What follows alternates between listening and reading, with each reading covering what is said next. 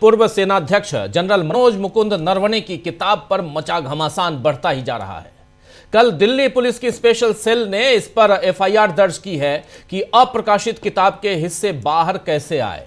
वही प्रकाशक penguin random house India ने एक बयान जारी कर बताया है कि किताब के प्रकाशन का अधिकार उसके पास है और किताब अब तक प्रकाशित नहीं हुई है, न ही प्रकाशक ने इसे डिजिटल या सोशल प्लेटफॉर्म पर किसी भी तरह से प्रकाशित किया है।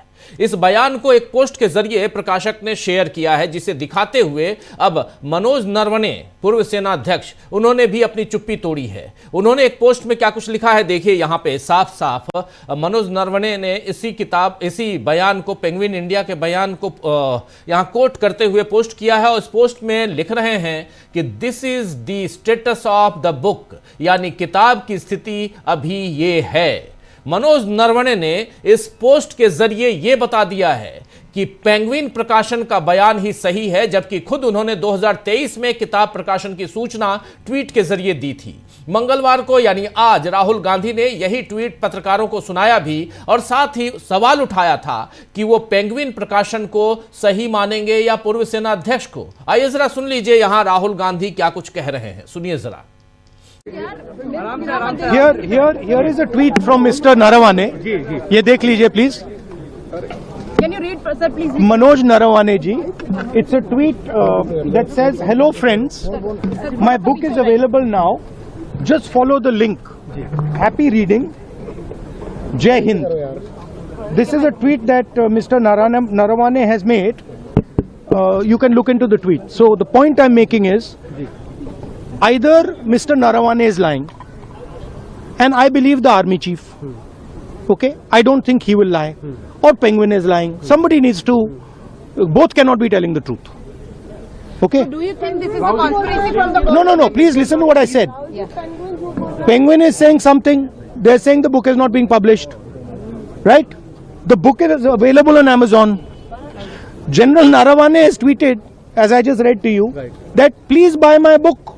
And I think he tweeted that in 2013, if I'm not mistaken.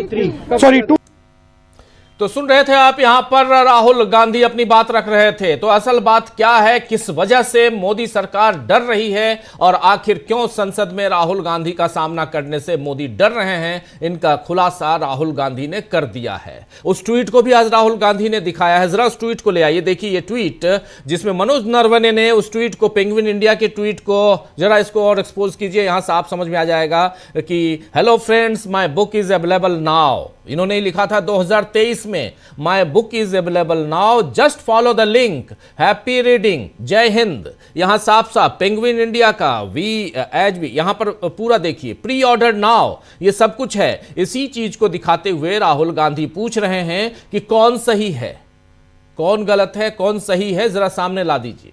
चलिए, खैर ये किताब की बात दोबारा हम आप तक लाते हैं, क्योंकि इस किताब की आंच लोकसभा अध्यक्ष ओम बिरला की कुर्सी तक पहुंच गई है। ये जो मामला है, इसकी आंच कह सकते हैं। आप जानते हैं कि राहुल गांधी को लोकसभा में भाषण देने से बार बार रोका गया, टोका गया था, और वहीं कांग्रेस की महिला सांसदों पर एक गजब इल्जाम लगा दिया गया कि वो पीएम मोदी पर हमले की तैयारी से आई थी।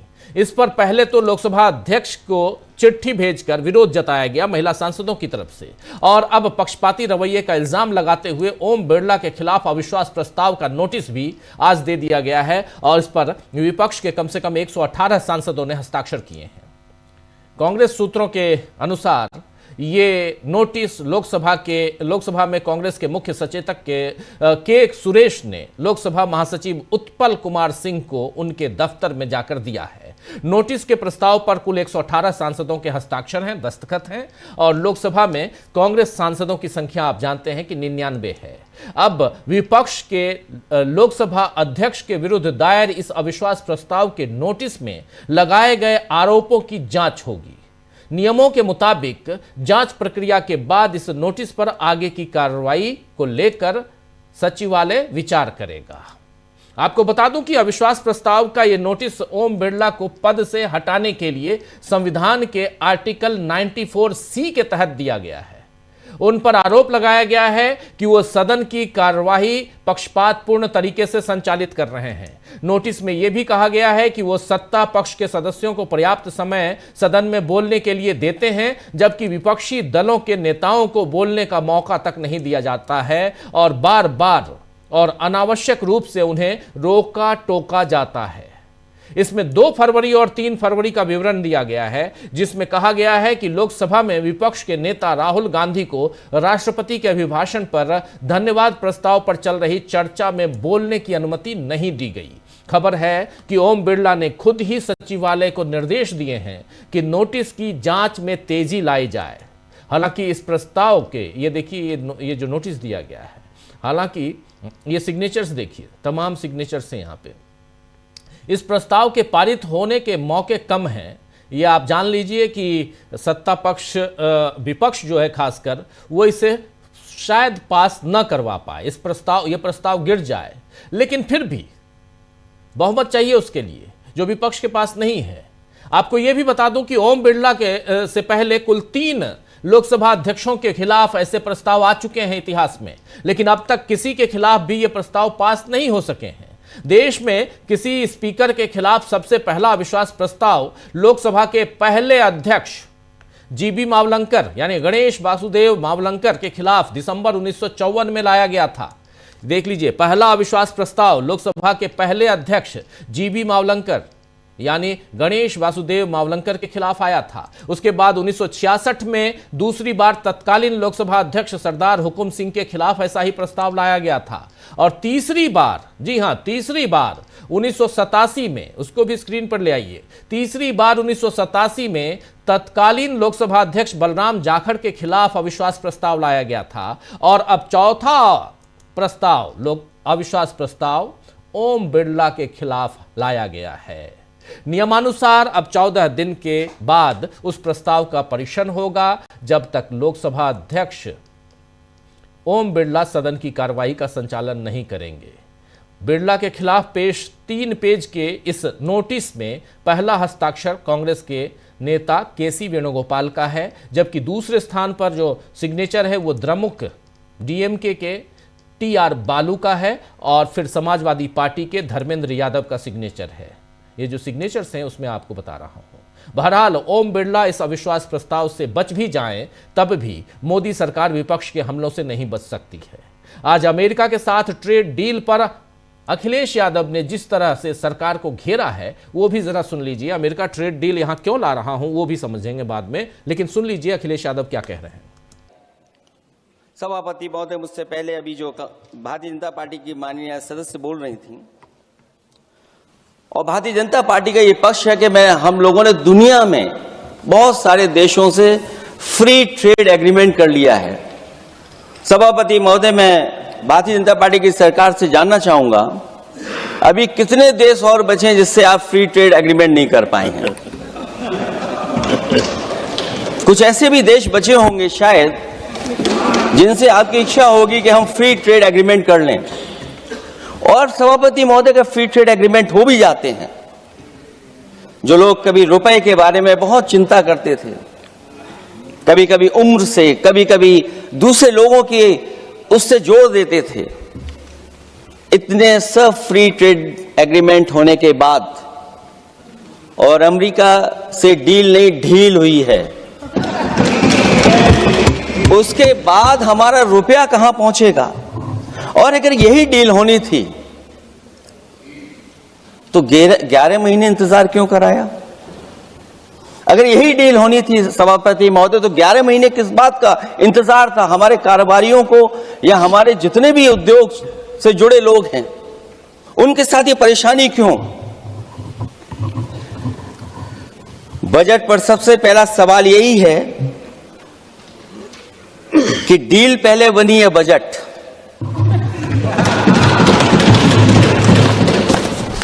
और बजट का हलवा यहां ज्यादा बटा के वहां। सभापति महोदय, स्वदेशी, आत्मनिर्भर, ये शब्द तो बहुत अच्छे लगते हैं, लेकिन जब डील हो गई है तो क्या इस बजट को लाने से पहले आत्मनिर्भरता और स्वदेशी को अपने अपने शब्दकोश से हटा दिया है या इसको उल्टे अर्थ में विलोम शब्दकोश में डाल दिया है। और ये डील नहीं है जो हम आप सब समझ पा रहे हैं। शायद सत्ता पक्ष के लोग ये नहीं समझ पा रहे होंगे, लेकिन पूरा देश समझ रहा है कि हमने अपना बाजार एक बार और खोल दिया है। $500 बिलियन का व्यापार एक तरफा, हमारे आत्मनिर्भरता कहां जाएगी? स्वदेशी नारा हमारा कहां जाएगा? हमारे देश की जनता भाजपा से कह रही है कि जहां तक हमें मालूम है डील एक तरफा नहीं होती है। क्या ये बनी वहां पहुंची यहां जहां जैसे कोई एक पक्षी मान रहा हो?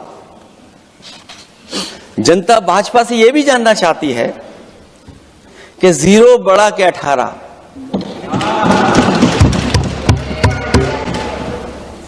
सभापति महोदय, तो जनता भाजपा से ये भी जानना चाह रही है कि 0 बड़ा है या 18, क्योंकि 0% बनाम 18%। हमारे देश को अगर हम कुछ इंपोर्ट करेंगे अमेरिका से तो 18% टैरिफ देना होगा, जबकि हम एक्सपोर्ट करेंगे अमेरिका को तो 0%, यानी कुछ भी नहीं मिलेगा, टैरिफ कुछ भी नहीं। तो 0 बड़ा है या 18? और कैसे आपने देश को गिरवी रख दिया है, स्वदेशी का गान गाते गाते आपने देश को कैसे गिरवी रख दिया है, ये सारी बात यहां कहते हुए आज जब बजट पर चर्चा की शुरुआत हुई, गतिरोध थोड़ा खत्म हुआ इसलिए क्योंकि अविश्वास प्रस्ताव आखिर फाइनली ओम बिरला के खिलाफ ले आई कांग्रेस पार्टी, विपक्ष ले आया, तो फिर गतिरोध पर थोड़ा सा विराम और इसके बाद चर्चा की शुरुआत की थी शशि थरूर ने, और उनके बाद फिर चर्चा आगे बढ़ी और तीसरे नंबर पर आए अखिलेश यादव अपनी बात रखने के लिए। यह साफ दिख रहा है कि प्रधानमंत्री नरेंद्र मोदी एक के बाद एक दूसरे मामले में फंसते ही जा रहे हैं और संसद का बहुमत भी उनकी रक्षा नहीं कर पा रहा है। जी हां, संसद का बहुमत भी नरेंद्र मोदी की रक्षा यहां नहीं कर पा रहा है, इसलिए क्योंकि नरेंद्र मोदी सिर्फ एक किताब, एक भाषण, कुछ शब्द जो यहां राहुल गांधी कहना चाहते थे उससे ऐसे डरे कि वो बाहर हो गए, वो आए ही नहीं। महिला सांसदों को ढाल बनाने की कोशिश हुई। एक तरफ जहां कांग्रेस की महिलाओं ने चिट्ठी लिखी तो आज भारतीय जनता पार्टी की महिला सांसदों ने चिट्ठी लिख डाली।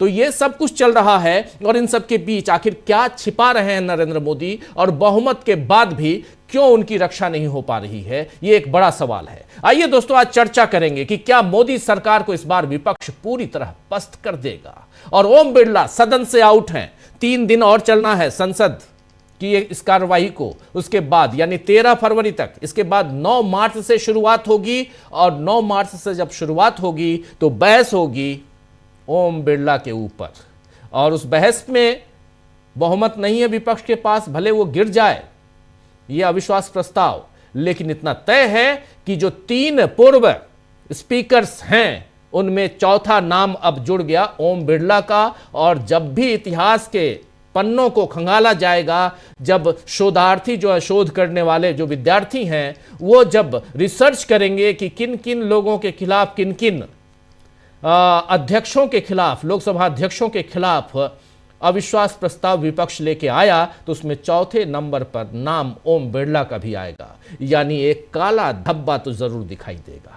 चलिए इसी काले धब्बे को और थोड़ा आगे बढ़ाने की कोशिश करते हैं, समझने की कोशिश करते हैं कि आखिर चल क्या रहा है संसद के अंदर, और उस किताब की कहानी को भी समझेंगे कि उस किताब की आग, उसकी आंच यहां तक पहुंच गई कि नरेंद्र मोदी छिप रहे हैं, भाग रहे हैं, और पेंगुइन क्यों आ रहा है सामने, दिल्ली पुलिस को इस काम में क्यों लगाया गया, सब कुछ समझते हैं। चलिए हमारे साथ कुछ वरिष्ठ साथी जुड़े हुए हैं, उनसे पहले आपका परिचय करवाता हूं और फिर आगे बढ़ते हैं।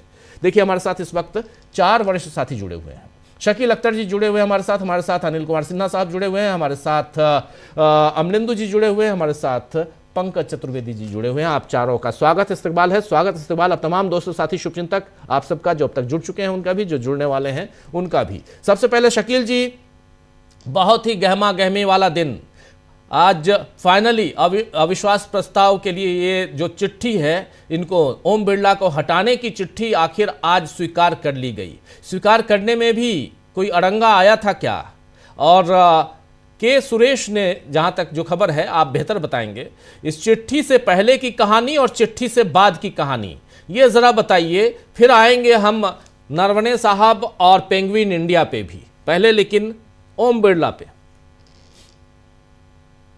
आज लेटर लोकसभा सचिवालय को दे दिया गया है। करीब 123 लोकसभा सदस्यों के उसके ऊपर साइन है, जिनमें कांग्रेस है, डीएमके है, समाजवादी है। टीएमसी ने साइन नहीं किए हैं उसके ऊपर। टीएमसी ने अपना एक अलग स्मार्ट गेम खेलने की कोशिश की है, लेकिन उससे कोई फर्क नहीं पड़ेगा कि टीएमसी साइन करती है कि नहीं करती। हालांकि सुबह जब फ्लोर लीडर्स की मीटिंग थी तो उसमें टीएमसी शामिल थी।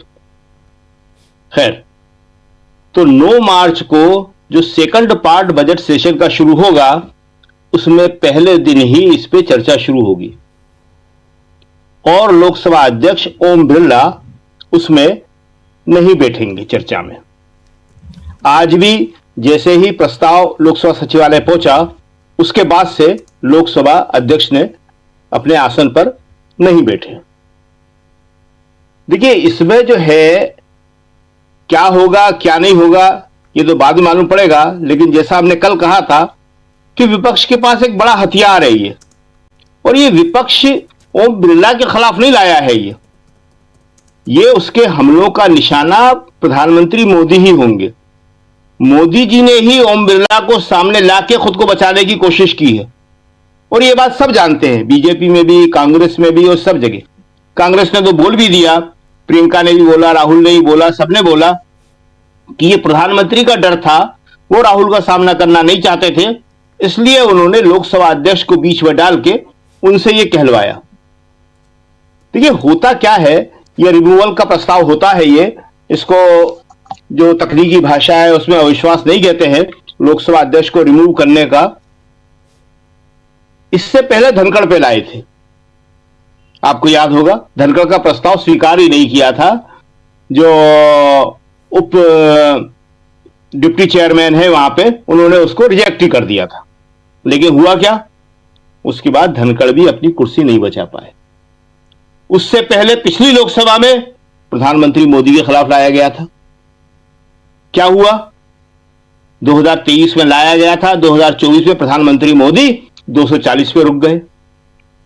तो ये एक नैरेटिव वर्सेस नैरेटिव लड़ाई होती है, और ये जो लड़ाई होगी इसमें मोदी जी के लिए बहुत मुश्किलें बढ़ेंगी, क्योंकि मोदी जी इस वक्त चारों तरफ से घिरे हुए हैं।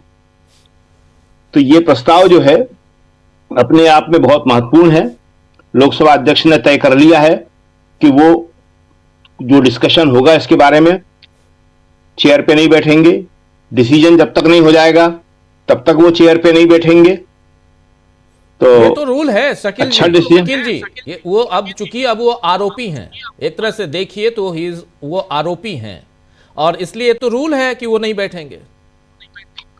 ये उनकी उसमें कोई ऐसा मर्जी नहीं, उसमें लिखा हुआ नहीं है कहीं पे भी।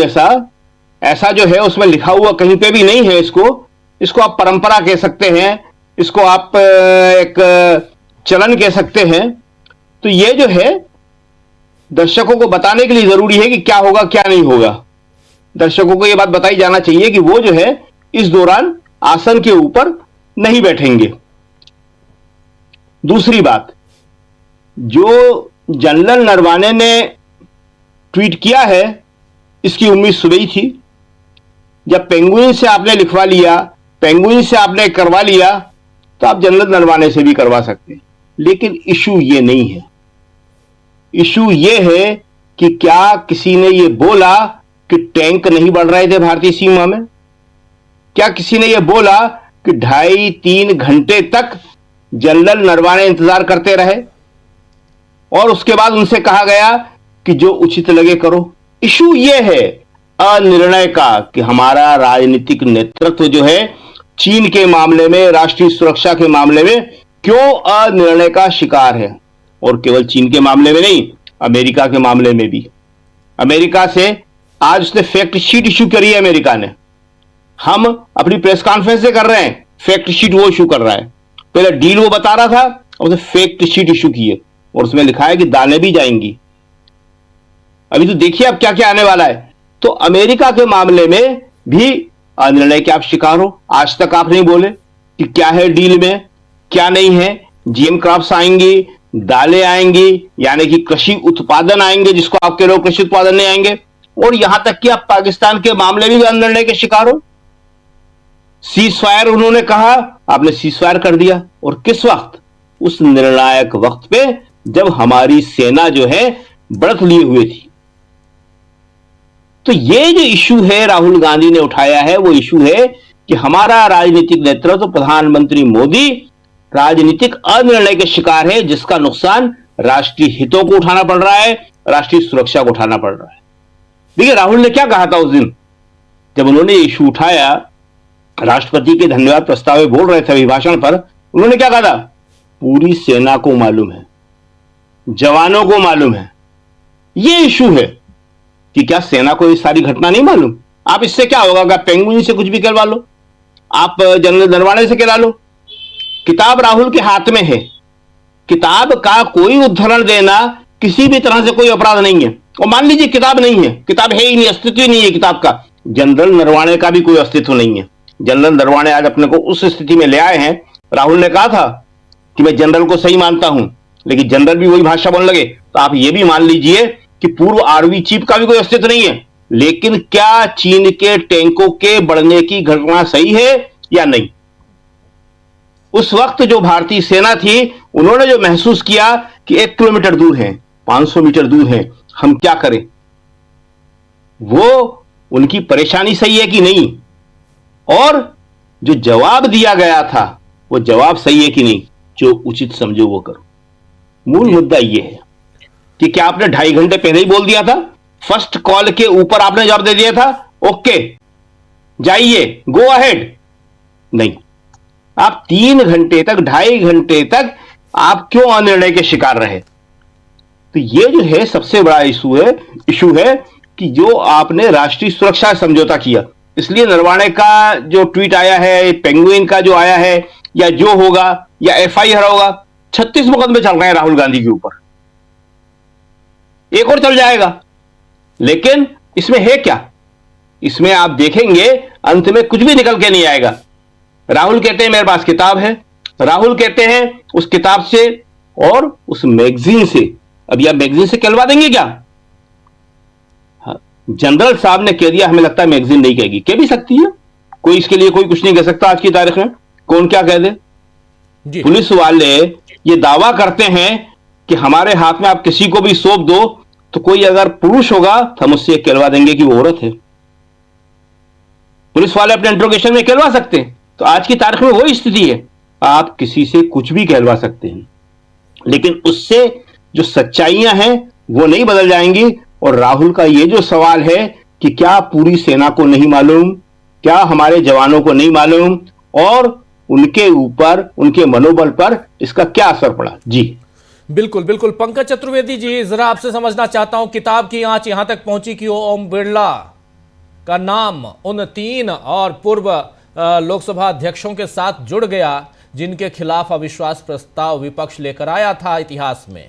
लेकिन अब यहां से क्या कुछ आपको दिखाई देता है? गतिरोध समाप्त होता हुआ तो दिख गया, क्योंकि आज बजट पर चर्चा होने लगी। लेकिन साथ साथ यहां नरेंद्र मोदी जिस ढाल की कोशिश में बने हुए हैं, लगे हुए हैं, क्या वो ढाल उनके लिए उनको सुरक्षित रख पाएगा? ये जरा बताइए। तो ये क्या इस पार्लियामेंट की मौकरी है कि जो सरकार चीन की सेना को नहीं रोक पाई, वो एक किताब को रोकने में अपनी पूरी ताकत लगा रही। और एक लेखक के रूप में और एक बुक प्रोफेशनल के रूप में मेरा एक अपना मानना है कि जिस देश में किताब उन्मुक्त है, उस देश में ही लोकतंत्र उन्मुक्त है। किताब लोकतंत्र की प्रतीक होती है।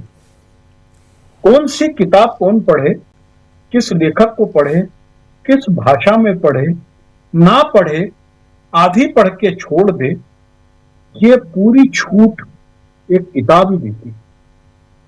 एक किताब इतनी खूबसूरत होती है कि इधर गांधी रखा हुआ है उसी स्टॉल पे और उसके बगल में गोडसे रखा हुआ है, जी, इधर चे गुवेरा रखा है, इधर सावरकर रखा है, लेकिन वो आपस में नहीं लड़ते। एक किताब एक लोकतंत्र की प्रतीक है। जो सरकार एक किताब को रोकने की कोशिश कर रही है, इसका मतलब है कि वो लोकतंत्र के मार्ग को बाधा पहुंचा रही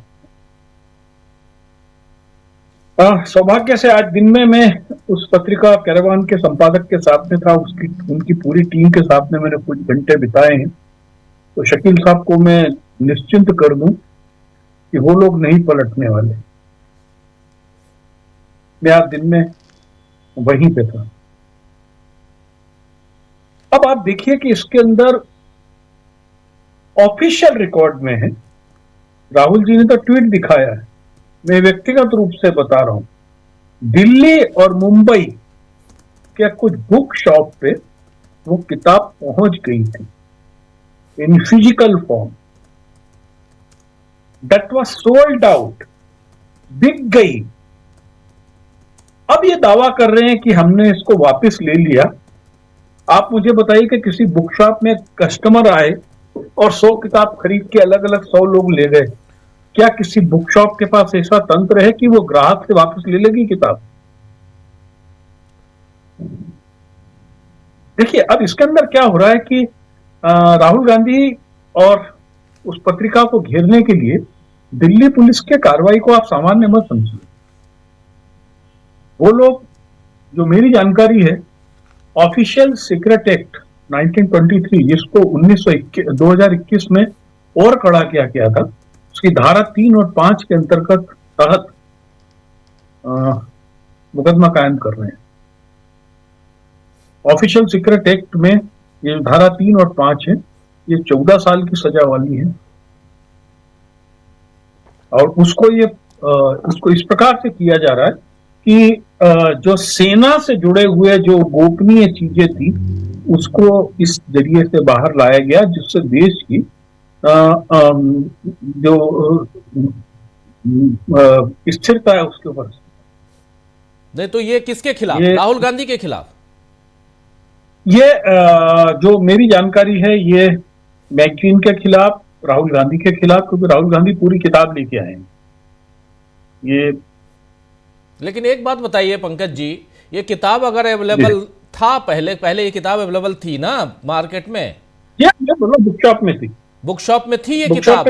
जब ये किताब अवेलेबल थी तब तो आप और हम गए बुक शॉप, किताब अगर मिल रही है हमने खरीद लिया, किताब खरीद ली हमने और ले आए, तो उसमें हमारी क्या गलती है? यही तो इसके अंदर जो देखिए हो क्या रहा है कि पब्लिशर की उसके अंदर भूल है कि जब इस किताब को अप्रूवल नहीं हुआ था, हालांकि ऐसा होता है कि जब कोई भी बड़ी किताब का लॉन्च होता है तो ये मान लिया जाता है कि किताब की सामान्य रूप से चीज होगी वो क्लियर हो जाएगी, और इतने बड़े आदमी की किताब है, हु केयर्स अबाउट इट, हम लोग उसकी तैयारी करके रख ले। क्योंकि क्या होता है कि एक तो डिजिटल किताब छपती है, आप 10 कॉपी छाप लो, और यदि थोक में किताब छापनी होती है तो आपको वेब ऑफसेट पर ही छापनी होती है, इसके अंदर 3000-5000 कॉपी तैयार होती है। और कोई भी पब्लिशर होता है वो एक डेट के पहले अपने नेटवर्क की जो किताबें हैं उसकी प्री बुकिंग करने लगता है, स्टोर्स पे किताबें पहुंचा देता है। स्टोर्स पे उनका ये कहना होता है कि आप जब तक अप्रूवल ना हो तब तक उसको आगे ना रखें, लेकिन क्या होता है कि उत्साही लाल लोग होते हैं या लापरवाही में या जिसको भी आप मान लें वो लोग आगे रख देते हैं। तो ये सब हुआ है इसके अंदर। और क्योंकि अब इस मसले में सरकार बुरी तरीके से फंस गई। तो शकील साहब ने बोला कि मसला ये नहीं कि नरवणे की किताब की प्रकाशन की अनुमति थी कि नहीं थी। हमारे सामने सवाल है कि जो व्यक्ति अपने आप को 56 इंच का बता के कह रहा है पूरी दुनिया मेरे इशारे पे नाचती है, सब मेरी बात मानते हैं, विश्व गुरु हो गए हैं, वो विश्व गुरु जो है जो उचित लगे वो करो बोलने के लिए 2.5 घंटे 3 घंटे इंतजार करता रहा। वो सवाल भी हमारे सामने खड़े हुए हैं कि कैसे 42 बार डोनाल्ड ट्रंप बार बार कह रहे हैं कि मैं अपने दोस्त मोदी की बेइज्जती नहीं करवाना चाहता हूं, बार बार वो कह रहे हैं कि उसका समझौता, उस युद्ध को, ऑपरेशन सिंदूर को तो मैंने रुकवाया। तो ऑपरेशन सिंदूर को रुकवाने के बाद में नरवणे की किताब आपको बताएं अकेले चाइना नहीं है। उस किताब के अंदर अग्निवीरों की भर्ती, अग्निवीरों की सैलरी को लेकर, परमानेंट स्टाफ 25% से बढ़ाने को लेकर कई सवाल खड़े हुए हैं, जो पॉलिसीज और इम्प्लीमेंटेशन लेवल पर है, जो उन्होंने उसके अंदर बताया कि किस तरीके से इन प्रकार के कामों से भारतीय सेना का अकेले जो स्ट्राइकिंग पावर है वो नहीं कमजोर हो रहा है, मनोबल भी कमजोर हो रहा है। क्योंकि चाइना का मसला चूंकि ऐसा था कि जून में गलवान में हमारे 20 सैनिक शहीद होते हैं, और ये घटना उसी साल अगस्त की है जी, जिस समय हमारी सेना को बहुत सतर्क होना चाहिए था उस फ्रंट पे, जिस फ्रंट पे इतना बड़ा हम हानि खा चुके थे। और कोई यदि देश आर्टिलरी लेकर, टैंक्स लेकर हमारी सीमा में घुस रहा है, इसका मतलब है नॉर्मल नहीं है, वो आपकी जमीन पे कब्जा करना चाहते हैं। देखिए, पैदल सैनिकों के साथ में गश्त होना, ये मेरी जगह, ये मेरी जगह है, चाइना के तरीके बॉर्डर्स पे चलता रहा है। लेकिन टैंक लेके जब कोई आदमी घुस रहा है, इसका मतलब है कि वो प्लान से, तरीके से आ रहा है, और अकेले सिपाही लेवल का डिसीजन नहीं है वो। और शकील साहब बिल्कुल ठीक कह रहे हैं कि मसला ये बिल्कुल नहीं है कि किताब है नहीं है, किताब में क्या लिखा है उसकी अनुमति ये नहीं है, किताब कानूनी रूप से आई कि गैर कानूनी रूप से आई। आप कोई भी भारतीय जनता पार्टी का जो बड़े से बड़ा नेता है वो ये तो नहीं बोल रहा है कि किताब में ये सब चीजें नहीं लिखी हैं या ये सब कुछ नहीं हुआ है। मसला यहां पर यह है, और दुर्भाग्य है कि अपनी पीठ बचाने के लिए, चाइना से अपनी नाक बचाने के लिए आप एक किताब के ऊपर एक अपना बिल फाड़ रहे हो। और देखिए, नरवणे जी के साथ में बड़ी समस्या है। नरवणे जी यदि ओएस एक्ट के अंदर, ओएसए में, इसमें कहीं भी फंस जाते हैं तो उनकी पेंशन भी बंद हो जाएगी। और जाहिर है कि यह सरकार एक बड़े स्तर पर ब्लैकमेलिंग की सरकार है। ये लोगों को ब्लैकमेल करना और लोगों को डरा धमका कर अपने मन मर्जी का काम कराने के लिए कुख्यात सरकार है। तो ये तो हो नहीं है। इसमें मैं ओम बिरला जी का बारे में आपको एक क्यों बताऊं। सन 2020 में भी विपक्ष लामबंद था इनके खिलाफ अविश्वास प्रस्ताव लाने को, लेकिन उस समय भी ममता बनर्जी की पार्टी ने गड़बड़ की थी और वो प्रस्ताव को साकार रूप में नहीं आ पाया था। ये चीज और मैं अपने दर्शकों को बताऊं कि इसके अंदर एक नियम है, इनको यदि पद से हटाना है तो कुल उपस्थित सदस्यों का आधे से एक वोट अधिक होना जरूरी नहीं है, कुल सदस्यों का, यानी वो उपस्थित हो चाहे ना हो, वो जरूरी होता है। और इस प्रस्ताव के स्वीकार करने और जांच में जो सबसे बड़ी समस्या है वो ये है कि ये प्रस्ताव जो है तकनीकी रूप से गलत हो गया है। जो इनको हटाने को चिट्ठी दी गई है उसमें सभी तारीख में 2026 की जगह 2025 उसको सुधार के दे दिया है, उसको सुधार दिया है, सुधार के दे दिया है, वो ठीक जी, हाँ, सुधारने के बाद वो उसको स्वीकार किया। हाँ, एक तकनीकी प्रस्ताव, एक ऐसा चीज था जिसके अंदर, क्योंकि ये लोग धूर्त लोग हैं, ये लोग इसी को मुद्दा बना सकते हैं। वो मेरी जानकारी में नहीं था कि उसको सुधार के दिया गया है। जी, तो ये हो गया है। फिर तो इसमें तकनीकी कोई दिक्कत नहीं होना चाहिए। और जाहिर है कि हेड काउंट्स एक अलग मसला होगा, लेकिन मैं फिर बता रहा हूं,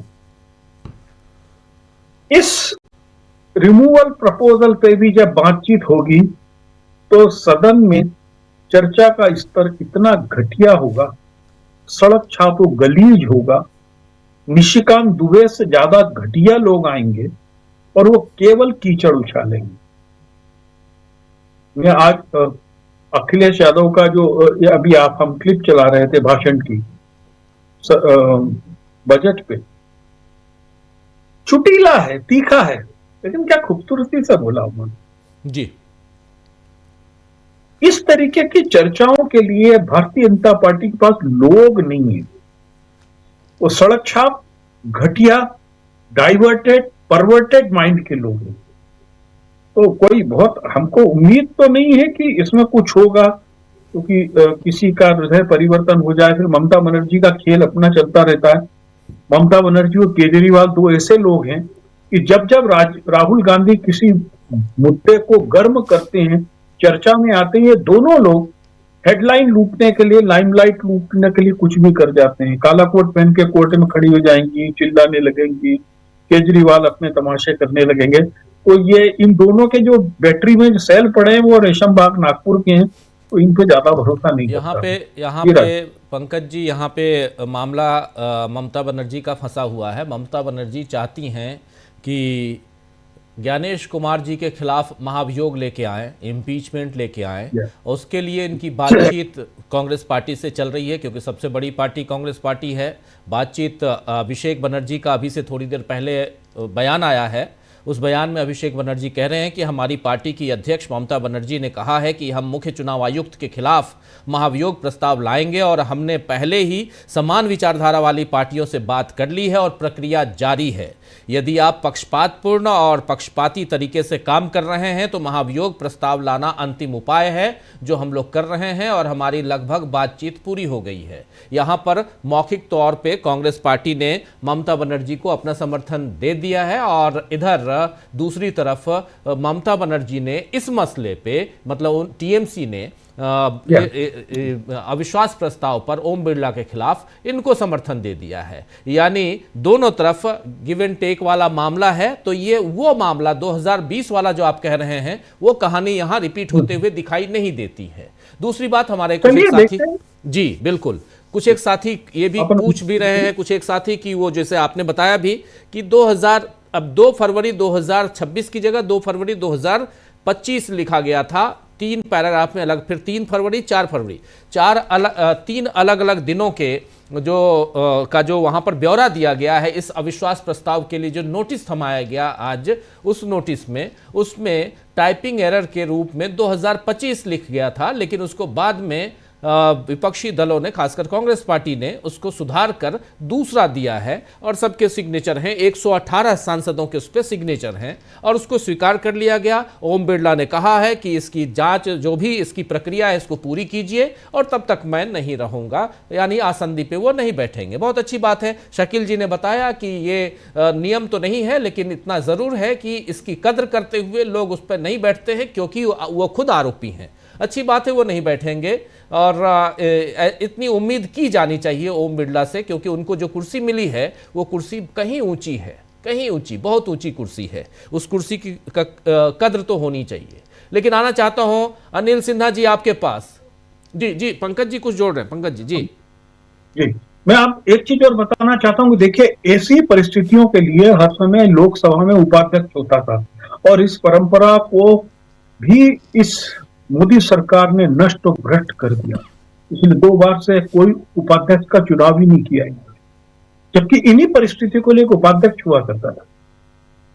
पीठासीन अधिकारी तो होते हैं, लेकिन उपाध्यक्ष का जो पद होता था वो डिप्टी स्पीकर, वो इसी पर्पज के लिए रखा जाता था। जी बिल्कुल। 2 बातें पैरेलली चल रही हैं। ओम बिरला साहब जैसे सामने आते हैं, अनिल जी, ओम बिरला साहब जैसे सामने आते हैं तो नरवणे साहब भी आ जाते हैं साथ में। नरवणे साहब की किताब सामने आ जाती है। नरवणे साहब की किताब का जिक्र करते हैं हम तो पेंगुइन इंडिया सामने आ जाता है, जो पब्लिशर है। और इन सब पे अभी जो खिचड़ी पक गई है, इतनी पक गई कि वो ओम बिरला साहब इतिहास में दर्ज हो गए हैं। वो रहेंगे, जाएंगे, ये तो सेकेंडरी है। प्राइमरी है कि एक काला धब्बा तो उनके नाम के साथ लग गया है। अभी सचिन पायलट ने इसी पे अपनी बात रखी है, जरा सचिन पायलट को सुन लेते हैं, फिर अनिल सिन्हा जी आपके बयान को, आपके वक्तव्य को जरा सुनना चाहेंगे हम इस पर, आपके विश्लेषण को, वक्तव्य बयान नहीं, विश्लेषण को, सही शब्द विश्लेषण सुनना चाहेंगे आपसे। जरा सुनते हैं पहले यहाँ सचिन पायलट को। कंट्रोवर्सी कहाँ है मुझे बताइए। जिस किताब की बात हो रही है उस किताब के लेखक कौन है? उस किताब के लेखक वो हैं जिनको इसी सरकार ने उनको आर्मी चीफ बनाया। उन्होंने, आर्मी चीफ इस देश का बहुत माना हुआ पद है। वो व्यक्ति अगर कुछ बात लिख रहे हैं या कह रहे हैं तो उसको बैन करना, एफआईआर कर देना, पब्लिश नहीं होने देना, उसकी चर्चा ना होने देना, किस बात को छुपाना चाहते हैं? और राहुल गांधी जी अगर उस किताब में लिखा हुआ कुछ अंश उसका विवरण कर रहे हैं या उस पर स्पष्टीकरण मांग रहे हैं तो क्या गलत कर रहे हैं? वो कोई ऐरे गहरे व्यक्ति तो है नहीं, इस देश के आर्मी के चीफ रहे हैं। अगर उन्होंने कुछ लिखा है किताब में तो उस पर चर्चा करने से, संवाद करने से क्यों सरकार घबराती है? अगर सरकार को लगता है गलत लिखा है तो खंडन कर दे, सही लिखा है तो स्पष्टीकरण दे दे, लेकिन हाउस ना चलने देना, उनको बात अपनी रखने न देना, ये कैसे? प्राइम मिनिस्टर हमेशा डिबेट का जवाब देते हैं, डिबेट विपक्ष के नेता करते हैं, उन्होंने कुछ बोला नहीं है तो जवाब किस बात का देंगे? चर्चा का मतलब क्या होता है? संवाद हो, अगर आपको कुछ आपत्तिजनक लगे आप उसको एक्सपंज कर सकते हैं, लेकिन बोलने ना दिया।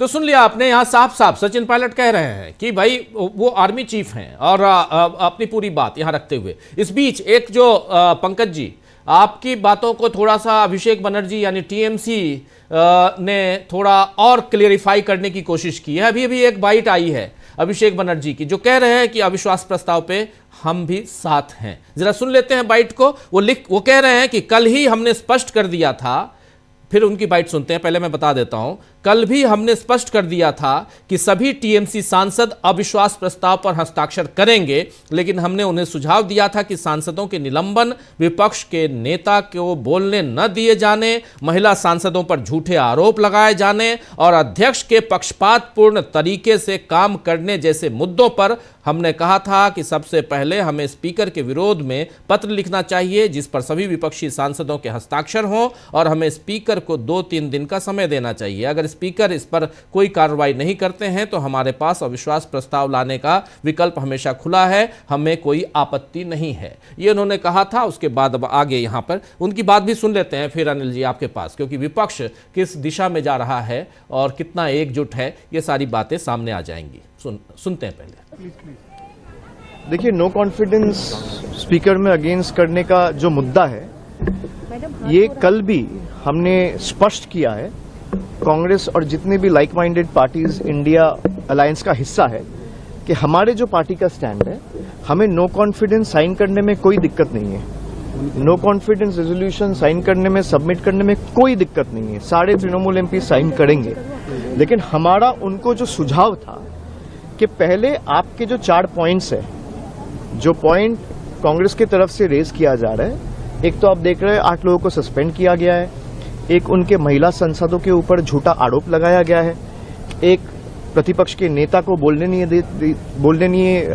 दिया नहीं जा रहा है, और दूसरे तरफ से आपका जो है कि भाई दूसरा बीजेपी के नेता को आप अटैक करने का मौका दे रहे हो and the chair is working in a biased manner. तो इन चारों मुद्दों को पहले हमने ये कहा कि आप एक चिट्ठी in form of a protest आप स्पीकर को भेजिए। उस चिट्ठी में सारे ऑपोजिशन एमपीज, चाहे वो कांग्रेस के हो, समाजवादी पार्टी के हो, तृणमूल के हो, डीएमके के हो, सब साइन करेंगे, हमें कोई दिक्कत नहीं है। और स्पीकर को आप 2-4 दिन समय दीजिए, 2 दिन समय दीजिए, 3 दिन समय दीजिए। अगर स्पीकर भाई 2 दिन दीजिए, आज तो 10 है, अभी भी तो 3 दिन है, आज अगर देते हैं तो 2 दिन 3 दिन स्पीकर को समय दीजिए। अगर speaker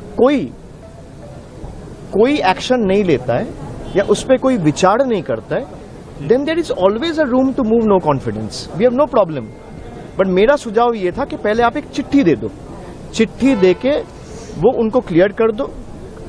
late it be incumbent on the speaker to act on those 4 points that is being raised by INC, and if the speaker doesn't act, then we will all unitedly move a no confidence against the speaker, no problem. Abhishek sir, आपने क्या सुझाव What was the Congress reply? What did the Congress reply?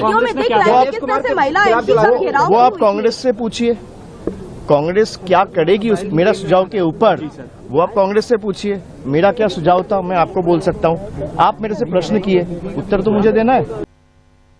तो सुन रहे थे यहां पे अपनी बात रखते हुए, लेकिन अब चूंकि ऑलरेडी अविश्वास प्रस्ताव आ चुका है, अब दूसरी तरफ ममता बनर्जी चाहती हैं कि इम्पीचमेंट लेकर आए हम ज्ञानेश कुमार गुप्ता जी के खिलाफ, यानी चीफ इलेक्शन कमिश्नर के खिलाफ, तो इनको कांग्रेस का साथ चाहिए, तो यहां भी कांग्रेस के साथ जाना होगा। ये बात यहां पे आती है ओम बिरला के सामने। ओम बिरला की कुर्सी सुरक्षित रहेगी, इसमें कोई दो राय नहीं है, अभी तक जो आंकड़े हैं अनिल जी उस हिसाब से। लेकिन इतना है कि ओम बिरला के कारण यहां विपक्ष एकजुट होता हुआ खासकर नेशनल लेवल पे दिखाई देता है। ओम बिरला की कहानी आपकी जुबानी। ओम बिरला के बारे में मैं इस बार कहूंगा क्या कि ओम बिरला ने नरेंद्र मोदी को फंसाया है। नरेंद्र मोदी मतलब एक दूसरे को फंसा दिया उन्होंने, क्योंकि ओम बिरला ने जो स्टेटमेंट दिया वो स्टेटमेंट मुझको लग रहा है क्या कि उन्होंने जिस तरह से दिया कि करने वाले थे और हमारी बात मान ली, वो बचाने के लिए उन्होंने दिया, लेकिन उन्होंने एक्सपोज कर दिया। अब ये डॉक्यूमेंटेड फैक्ट है लोकसभा में कि प्रधानमंत्री जो है विपक्ष के हंगामे की वजह से भारत का एकमात्र प्रधानमंत्री जो है जो उन पर एक ही नाम गिनती होगी जो भाग गए, और ये उन्होंने दर्ज करा दिया। तो मुझको नहीं लग रहा है क्या कि ओम बिरला उनकी कोई मदद कर रहे थे। ओम बिरला ने उनको एक्सपोज कर दिया और अपनी मतलब जिम्मेदारी लेकर के अब खुद पे वो और ज्यादा एक्सपोज कर दिया प्रधानमंत्री को। कोई दूसरा रास्ता निकाल सकते थे, मुझको मालूम नहीं कि क्या करते, लेकिन एक में दूसरा में एक और चीज शकील जी तो वहां कवर कर रहे हैं, उनको ध्यान मतलब में आएगा। वो जिस दिन ये नरोने वाली मुद्दा जिस समय आ रहा था, कोशिश की ये मतलब जब रख रहे थे राहुल गांधी, तो साफ साफ डिमांड कर रहे थे गृह मंत्री अमित शाह कि इनके खिलाफ रूल 389 मेरे ख्याल में के तहत कार्रवाई की जाए। ओम बिरला ने वो नहीं किया और उन्होंने एक्सपंज भी नहीं किया जो उनके कहे हुए को कि ये नहीं जाएगा कार्यवाही में। ये दोनों संकेत जो है इस बात के हैं कि प्रधानमंत्री को बचाने में रुचि जो है बहुत सारे लोगों की नहीं है बीजेपी में। मैं आप बता रहे हैं क्या कि इंडिया यूनाइटेड अलायंस है या नहीं, मैं बोल रहा हूं कि बीजेपी डिवाइडेड है। आप उसके बाद देख लीजिए राज्यसभा में जो भाषण हुआ 30% से ज्यादा बीजेपी एमपी ये क्या कहते हैं मेज नहीं थपथपा रहे थे। उनके जो प्रलाप आप कह सकते हैं अनर्गल प्रलाप हिंदी में, उस पर जो है नहीं उनको एंडोर्स कर रहे थे। और दो लोग पीछे बैठे हुए थे, ये क्या कहते हैं किरण रिजिजू और जितेंद्र सिंह, वो दोनों को एक बार भी मैंने मतलब हंसते नहीं देखा, मतलब मुस्कुराते नहीं देखा। एक आध बार बहुत मुश्किल से किया हो, और दोनों ने मेज भी नहीं एक आध बार ही थपथपाई। कोई एंडोर्स नहीं कर रहा है। अभी वो बीजेपी में एनडीए में सबसे अनपॉपुलर आदमी है। राहुल गांधी सही कह रहे हैं। और सबसे अच्छी बात अखिलेश ने कही कि लोग समझ रहे हैं कि आपका यूएस डील क्या है। और जहां तक ये टीएमसी वाला मसला है, वो टीएमसी के मसले पर मैं तो यही कहूंगा कि टीएमसी का प्रॉब्लम है, जो मैं पंकज जी से सहमत हूं इस मामले में। तो टीएमसी ने जो मतलब ऑलवेज वो कांग्रेस के खिलाफ काम करती है और बीजेपी की मदद करती है। आपको याद होगा कि जगदीप धनखड़ के मामले में जो इलेक्शन जो में उसने एब्सटेन किया था टीएमसी ने, और मतलब राष्ट्रपति इलेक्शन में भी उसका इसी तरह का रवैया रहा कि वो जो है उनका वो जो अलग अलग चलने का, अलग अलग क्यों चले भाई। और चलना यह है कि सिर्फ बंगाल में अपना कहते हैं कि अपने को ऊपर दिखाना है। और उनका मैं तो पहले से ही कह रहा हूं कि उनका अंडर हैंड डीलिंग है ये से ईडी या जो भी है उसका दबाव जो है उससे उसका तहत काम करती है वो, क्योंकि इसमें कोई इशू ही नहीं है। सारा विपक्ष साथ है और उसका कह भी रहे हैं कि वो लाना चाहिए। 3 दिन का क्यों देना चाहिए भाई, वो दिया नहीं क्या, कितने दिन के बाद लाया है। ये बात लोकसभा में बार बार उठाया, ओम बिरला के सामने उठाया, राज्यसभा में उठाया कि ओम बिरला ने क्यों नहीं मतलब क्यों उन्होंने ये नहीं दिया और इस तरह का विपक्षी सांसदों पर क्यों आरोप लगाया। कोई उसका जवाब, कोई उनको टाइम नहीं दिया, ऐसा तो है नहीं। ये एक एक्सक्यूज है। और मुझको लग रहा है क्या कि टीएमसी को ये जो आप बार्गेन की बात कर रहे हैं कि उनको नरोने का लाना है, ये उसके खिलाफ ईसीआई के खिलाफ लाने में उनका पूरा विपक्ष साथ रहेगा। वो कोई उसमें प्रॉब्लम नहीं है, इसमें कोई बार्गेनिंग का सवाल नहीं है। कौन जब ये क्या कहते हैं ईसीआई का मामला आया, सबसे पहले राहुल गांधी ने उस मुद्दे को उठाया जी। और वोट चोरी का मामला तो उन्हीं का उठाया हुआ। बिहार में एसआईआर के खिलाफ आंदोलन चला, उन्होंने आंदोलन नहीं किया। और यहां भी बंगाल में भी स्ट्रीट पर टीएमसी को जिस तरह से आना चाहिए था, बीएलओ की सुसाइड हो रही है, आपका पूरा ये करो ईडी के मामले में लेकर के आई वो, लेकिन एसआईआर के लेकर के कौन टीएमसी ने स्टेट वाइड आंदोलन किया? मुझको तो नजर नहीं आता। बिहार में जैसे राहुल गांधी ने पूरी यात्रा की वोट चोरी के खिलाफ, तो ये उनका प्रॉब्लम है और वो प्रॉब्लम रहेगा। अब उसमें आप क्या कर सकते हैं, लेकिन टीएमसी के अंदर भी विपक्ष में पूरा दबाव है। मैं आपको बोल रहा हूं कि इवन बीजेपी में दबाव है। और यूएस डील के बाद तो यूएस डील में हमको लग रहा है कि हम जो अल्टरनेटिव मीडिया भी है उसको ठीक से डिकोड नहीं कर पा रहा है। वो जो फैक्ट शीट आया है, वो तो फैक्ट शीट में लिखता है कि पहली लाइन है कि ज्वाइंट स्टेटमेंट इशू किया ट्रंप ने। इन्हें स्टेटमेंट, वो नाम नहीं, ज्वाइंट स्टेटमेंट कहीं सुना है कि एक आदमी का नाम हो? उसमें नहीं कहा कि joint statement of India and ये क्या कहते हैं और मोदी एंड ट्रंप। वो पूरा डिटेल में वर्णन करता है। पहला स्टेटमेंट, पहली लाइन यही है, ज्वाइंट स्टेटमेंट ट्रंप ने ऐसा कहा। और उसका 50 जगह, मतलब हर जगह लिखा हुआ है कि ये सिक्योरिटी जो है, नेशनल सिक्योरिटी ऑफ अमेरिका का बिजनेस इंटरेस्ट, अमेरिकन पीपुल का इंटरेस्ट, कहीं नहीं वो ये मतलब ढांक छुप के भी कहता है भाई आपने थोड़ा सा पर्दा डालने का। वो भी पर्दा नहीं डाला कि ये म्यूचुअल बेनिफिट का है, ये जो है इंडिया और अमेरिका के लिए, दोनों के लिए फायदेमंद, एकदम नहीं। उसने कहा है कि हमने उनको रखा और उनको करना है। और सबसे जो बड़ी बात है उसमें नॉन मार्केट पॉलिसीज को भी डिसाइड करने की बात है। नॉन मार्केट पॉलिसीज का मतलब समझते हैं, पीएसयू से लेकर के क्या कहते हैं एनजीओ से लेकर के जो भी पॉलिसीज मार्केट को असर डालती है, लेकिन नॉन मार्केट में जिसकी जीडीपी में गिनती नहीं होती है, वो सारे नॉन मार्केट में आ जाते हैं। वो तो कह रहा है क्या, उसमें और भी पैरा है जिसमें कहता है लेबर, इन्वायरमेंट, ये सारे को जो फैसिलिटेट करने के लिए ये ट्रेड को जो भी जरूरत होगी उसको करेंगे, उस पर बातचीत जारी रहेगी। मतलब आपका entire domestic policy on environment, labour और है उसमें, मैं ये दो ही नाम अभी ध्यान में आ रहा है, सारे पॉलिसीज, मतलब इंडिया का जो पीएसयू की पॉलिसी है, लेबर पॉलिसी है, एनवायरनमेंट की पॉलिसी है, वो कोई उस सबको ये करना है, रिवाइज करना पड़ेगा उसके हिसाब से।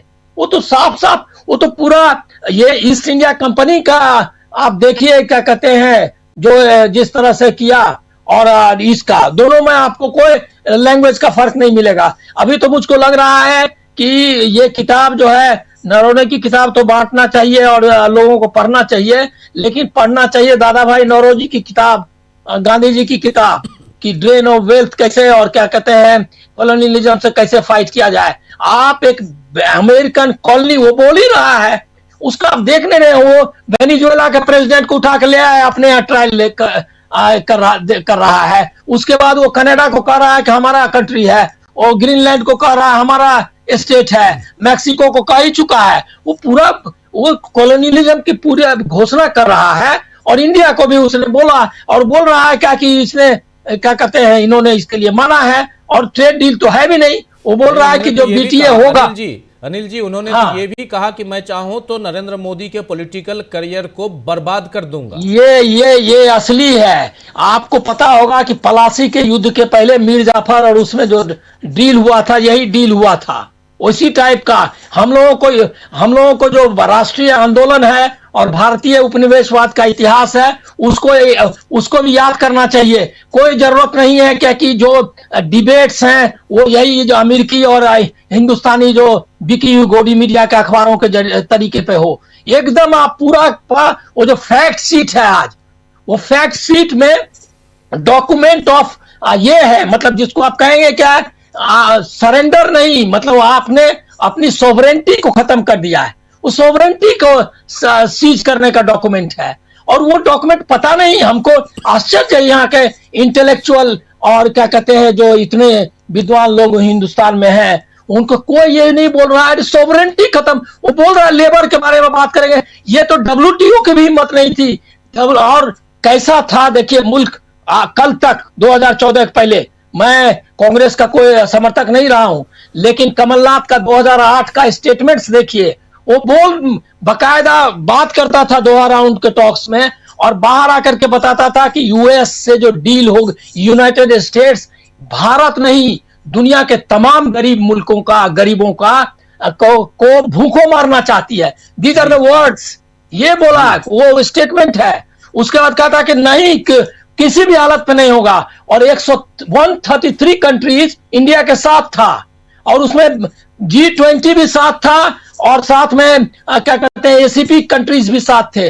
पूरा वर्ल्ड का नेतृत्व कर रहा था उस समय, जबकि कमलनाथ एक राइट विंग पॉलिटिशियन है, कॉर्पोरेट के आदमी है, मैं खुद ही उनका विरोधी हूं, लेकिन वो भी चूंकि इंडिया रिप्रेजेंट कर रहा था, और यही वजह है कि जब 2008 में पूरा वर्ल्ड ध्वस्त हो गया, मेल्टडाउन जो मंदी आई थी, भारत बचा रहा इसीलिए कि हमने अपने जो क्या कहते हैं इंडस्ट्री, अपना जो एग्रीकल्चर है और अपनी जो इंडस्ट्रीज है उसको प्रोटेक्टेड रखा, वर्ल्ड मार्केट के सरेंडर नहीं किया। ये तो WTO का बाप बन गया। फैक्ट शीट आप देखिए, WTO को भी इतने स्ट्रिंजेंट जो है वो करने की हिम्मत, उनको भी कहना होता था कि म्यूचुअल बेनिफिट, म्यूचुअल, वो कहता कुछ नहीं, नथिंग डूइंग, अमेरिकन पीपुल के इंटरेस्ट में ट्रंप ऐसा कर रहे हैं, और अगर यही नहीं माना तो रशियन ऑयल अगर खरीदना नहीं किया तो 25% लगाए। एग्जीक्यूटिव अमेरिका के, यूएस के एग्जीक्यूटिव ऑर्डर्स के लिए पर आपको डिपेंड करना पड़ेगा एक एक चीज के लिए, और वो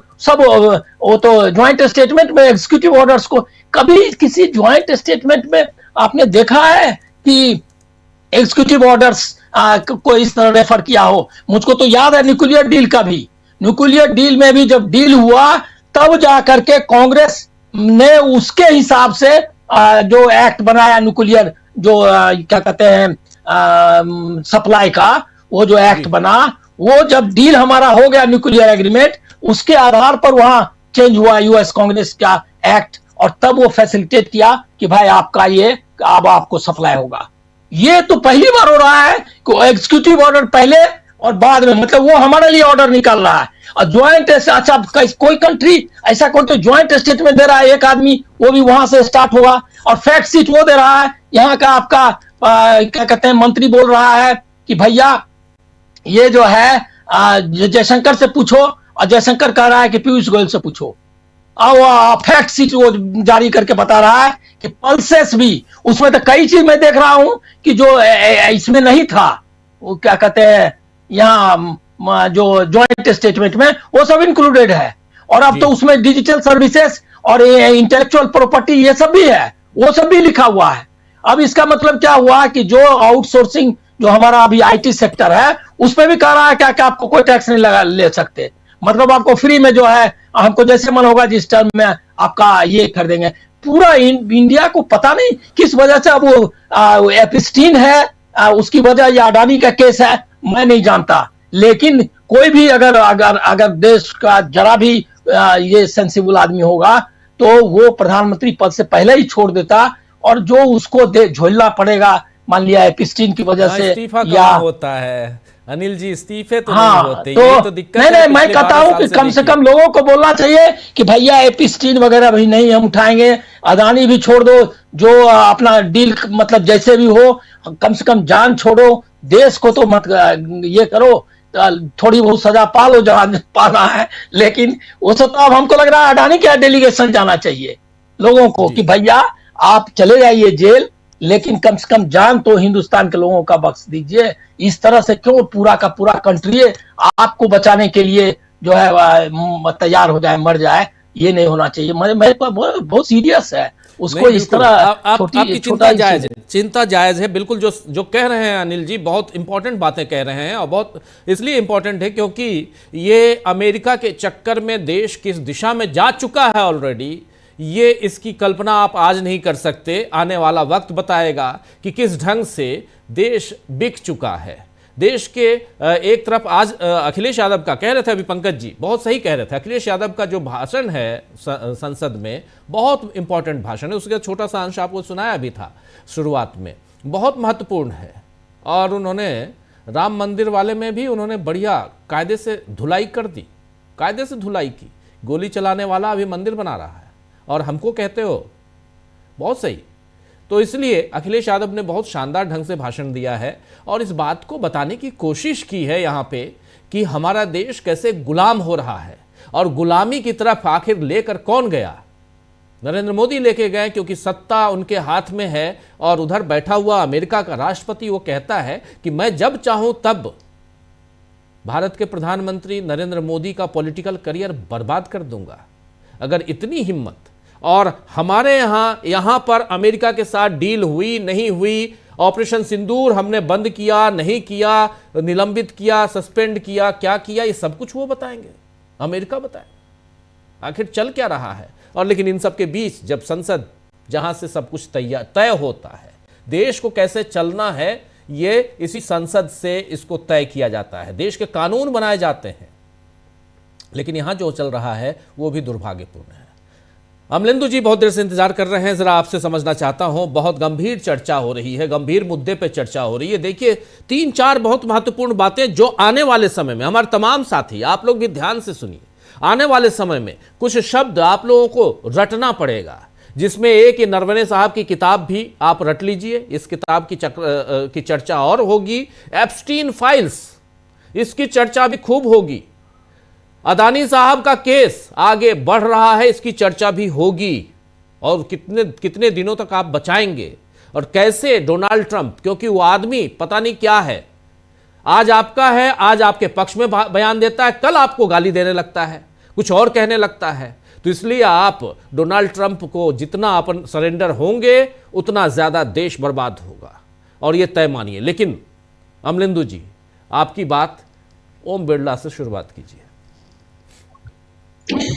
देखिए राजीव जी, एक तो ओम बिरला साहब जो है उन्होंने ये स्वीकार कर लिया कि वो नोटिस मिल गया है, तो इसलिए वो आज नहीं बैठे सुबह से ही। और पहले नायडू साहब बैठे 2 बार और तीसरी बार जो थे फिर वो तेनाली साहब जो थे वो बैठे। ये अच्छा कदम है बिरला साहब का। बिरला साहब पहले ही मान जाते तो अच्छी बात होती, ये नौबत नहीं आती। उनसे पहले कहा जा रहा था कि आप सदन को परंपराओं के अनुसार और नियम के अनुसार चलाइए, किसी व्यक्ति विशेष के आप प्रहरी बनकर सदन को मत चलाइए। और आप जिस कुर्सी पर बैठे हैं वो कुर्सी नरेंद्र मोदी से बहुत बड़ी है, तो आप नरेंद्र मोदी के यसमैन बनकर आप काम मत कीजिए, ये उनसे साफ तौर पर कहा जा रहा था, जिसको उन्होंने नहीं माना। लेकिन राजीव जी, ओम बिरला साहब के चेहरे से उनकी मजबूरियां समझी जा सकती हैं कि उनको ह्यूमिलिएट किया गया होगा। ऐसा लगता है कि उनको बंद कमरे में कुछ ना कुछ ऐसी बातें कही गई होंगी कि बिरला साहब जो हैं वो अपना दर्द ना कह पा रहे हैं किसी के सामने, और जो है जो उनको कहा गया है उसको उनका पालन भी करना है। तो ये बिरला साहब की मजबूरियां समझी जा सकती हैं, तो मुझे लगता है कि ये ठीक है। लेकिन बिरला साहब तो एक कहा जाए मोहरा हैं और निशाना नरेंद्र मोदी ही है, ये साफ तौर पर समझ में आ रहा है। क्योंकि संसद अगर नहीं चल रही है तो संसद इसलिए नहीं चल रही है कि नरेंद्र मोदी संसद में आना नहीं चाहते हैं और नरेंद्र मोदी संसद में विपक्ष के सवालों के जवाब देना नहीं चाहते हैं, संसद में चर्चा नहीं चाहते हैं नरेंद्र मोदी। तो इसलिए ओम बिरला साहब जो हैं वो इस समय निशाने पर हैं। लेकिन इसके जरिए एक चीज साफ हो गई है कि सदन के अंदर अब आप विपक्ष को कमजोर नहीं समझ सकते हैं, और अगर आपने विपक्ष को कमजोर समझने की भूल की तो मोदी जी आगे आने वाले दिन अच्छे नहीं होंगे। ये आपके लिए बुरे दिन अब शुरू हो चुके हैं, इसको आप अच्छे तरीके से समझ लीजिए। ये शुरुआत हो गई है। ओम बिरला के खिलाफ नोटिस दिया जाना ये मोदी जी के बुरे दिनों की शुरुआत है राजीव जी। इसको मोदी जी इस तरीके से लिए तो बहुत अच्छा रहेगा। ट्रंप पता नहीं कब करेगा, उनका कैरियर बर्बाद या नहीं करेगा, हमें नहीं मालूम कब करेगा कब नहीं करेगा, और उसके पास क्या है जो वो बर्बाद कर सकता है नहीं बर्बाद कर सकता है। लेकिन मोदी जी के कारनामे जो देश के अंदर हैं, और खासतौर से इस देश के लोकतंत्र संविधान के साथ जो उनका रवैया है वो बहुत चिंताजनक है। और अगर यही रवैया जारी रहा तो मोदी जी के लिए मुश्किलें और भारतीय जनता पार्टी के लिए मुश्किलें बढ़ सकती हैं। राजीव जी, ये समय भारतीय जनता पार्टी के लिए भी अंदरूनी तौर पे बहुत चिंता का विषय होना चाहिए कि एक व्यक्ति विशेष को बचाने के लिए पूरी पार्टी जो है वो दांव पर लग गई है, और अगर नरेंद्र मोदी डूबेंगे तो पूरी पार्टी को लेकर डूबेंगे। तो इसलिए भाजपा के जो कहा जाए जो मैनेजमेंट के लोग हैं, जो क्राइसिस मैनेजमेंट करते हैं, उनको अब नरेंद्र मोदी को स्टेप डाउन करने के लिए आगे बढ़ना चाहिए, क्योंकि नरेंद्र मोदी अब बीजेपी के ऊपर बोझ बनते चले जा रहे हैं, ऐसा मालूम पड़ता है। ओम बिरला साहब के खिलाफ राजीव जी जब होगी चर्चा, तो जाहिर सी बात है कि वो चर्चा सिर्फ ओम बिरला तक सीमित नहीं रहेगी। पंकज जी की बात सही है कि नीचता की हद तक जाकर बीजेपी के लोग बातें करेंगे, लेकिन विपक्ष भी जब बातें करेगा राजीव जी, तो विपक्ष जो बातें करेगा वो सिर्फ ओम बिरला तक सीमित नहीं होंगी, वो नरेंद्र मोदी तक भी जाएंगी। तो ये इस पे चर्चा तो होनी ही होनी है, अब इसमें कोई दो राय तो है नहीं कि चर्चा नहीं होगी। और उस समय ये भी नहीं होगा कि साहब आप बोलने नहीं देंगे नेता विपक्ष को। जब उस पर चर्चा होगी तो आपको बोलने भी देना पड़ेगा। प्रधानमंत्री आए या नहीं आए, लेकिन सरकार की तरफ से जवाब भी देने होंगे, तो विपक्ष के आरोप क्या होंगे ये भी समझा जा सकता है। तो यानी बैठे बिठाए एक मुसीबत जो है ये नरेंद्र मोदी ने बुला ली है। अब राजीव जी, जैसा कि मैं पहले भी कहता रहा हूं कि राजनाथ सिंह भारतीय जनता पार्टी में बहुत ही खतरनाक आदमी है, मोदी जी शायद ये समझ नहीं पाए। अडवाणी जी को धता लगा दी थी राजनाथ सिंह ने, कल्याण सिंह का पॉलिटिकल कैरियर चौपट कर दिया राजनाथ सिंह ने, और राजनाथ सिंह जी अब चूंकि 75 के होने जा रहे हैं, और ये चर्चा चलने लगी थी कि राजनाथ सिंह जी को जो है वो मार्गदर्शन मंडल में भेज दिया जाएगा। ये मौका पंकज जी तो कह रहे थे कि ओम बिरला ने निपटाया है, लेकिन मुझे लगता है कि ये मौका जो है राजनाथ सिंह जी ने लपक लिया है कि मोदी जी आपको अब हम निपटाते, आप हमसे निपटो।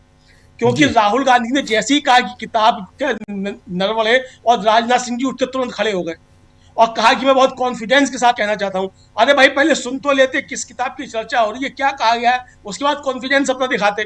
लेकिन राजनाथ सिंह ने पूरी जो बहस जो थी राजीव जी, वो बिरला साहब और मोदी जी के खिलाफ केंद्रित कर दी। अब मोदी जी निपटना चाहते हैं राजनाथ सिंह से, निपट लें। मैं फिर कह रहा हूं कि राजनाथ सिंह ने अच्छे निपटाए हैं। और जब 2014 में राजीव जी, जब मोदी जी प्रधानमंत्री बने थे, मैंने उसमें टिप्पणी की थी, हालांकि वो फेसबुक पर मैंने लिखा था, और मैंने उसमें लिखा था कि राजनाथ सिंह जी ने अच्छों को बर्फ के नीचे लगाया है, मोदी जी को भी यही लगाएंगे।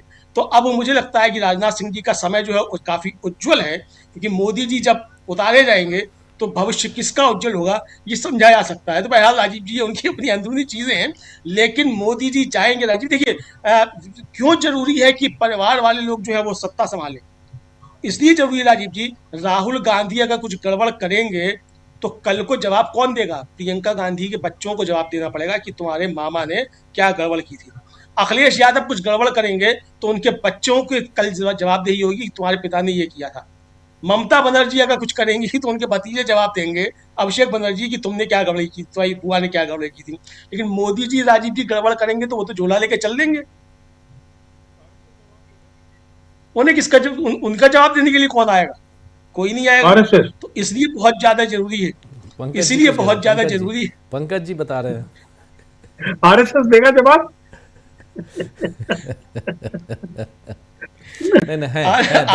आरएसएस कुछ कोई जवाब नहीं देगा। मोहन भागवत का भी जवाब कौन देगा? नहीं, दो लोग हैं, एक उधर ट्रम्प साहब हैं और एक इधर अदानी साहब हैं। ये दो लोग हैं, अदानी है और ट्रम्प है, ये दो है। अदानी है, लेकिन राजीव जी ये झोला जब उठा के चल देंगे तो झोला फिर चल ही देगा ना। तो मुझे लगता है कि राजनाथ सिंह जी ने तैयारी कर दी है कि मोदी जी अब झोला उठाओ, बहुत हो गया। अब बहुत इंपॉर्टेंट, क्योंकि आप अभी बोल रहे हैं और आपसे पहले अनिल सिन्हा जी भी बोल रहे थे कि मेजें थपथपाई नहीं जा रही थी, 30% लोग तो ऐसे ही बैठे थे जो जब नरेंद्र मोदी अपनी बात रख रहे थे। तो आखिर क्या? और हमारे साथी शकील जी, आप तो रोज वहां आंखों देखी, आपसे बेहतर कौन बताएगा।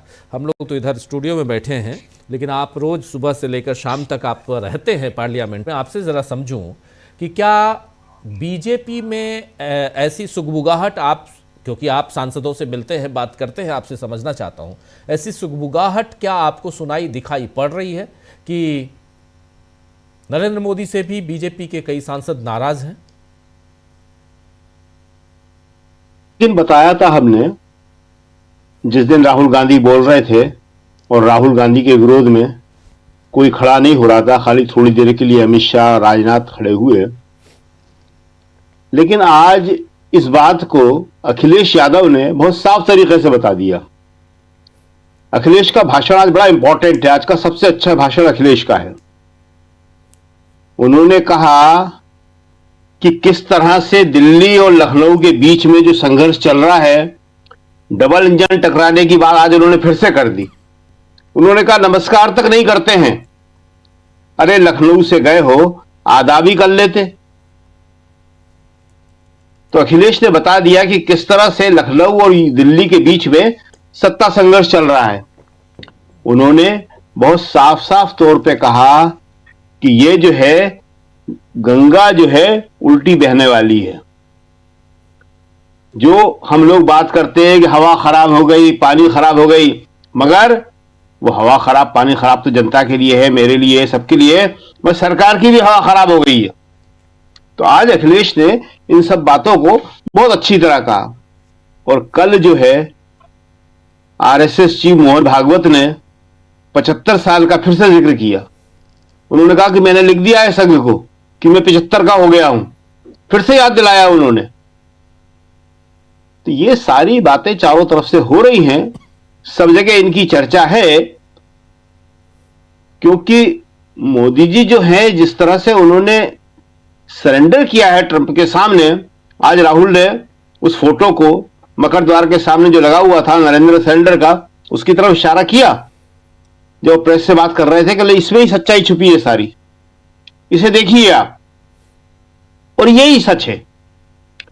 जिस तरह से भारत के बाजार पे चीन तो पहले ही कब्जा कर चुका था, अमेरिका का कब्जा करवाया जा रहा है, तो सबको चिंता है। ये तो आज अखिलेश ने बोला कि चीन और अमेरिका को पूरा बाजार बेच दिया।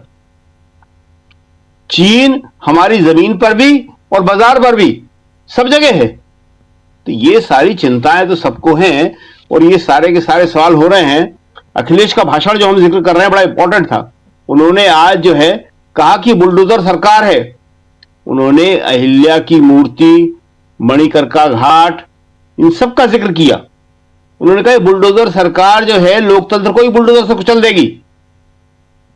तो ये सारी चीजें जो हैं मोदी जी इन चारों तरफ से घिरे हुए हैं। दूसरा जो आप ये बाइट बता रहे थे इसकी अभिषेक की, ये उनकी सुबह की बाइट है। ये जी सुबह बोले थे ये कि 3 दिन का समय दिया जाए, अभी नहीं बोले हैं। उसके बाद तो ये लोकसभा में बोले, लोकसभा में भी इनका भाषण हुआ है आज अभिषेक का, लोकसभा में भी ये बोले।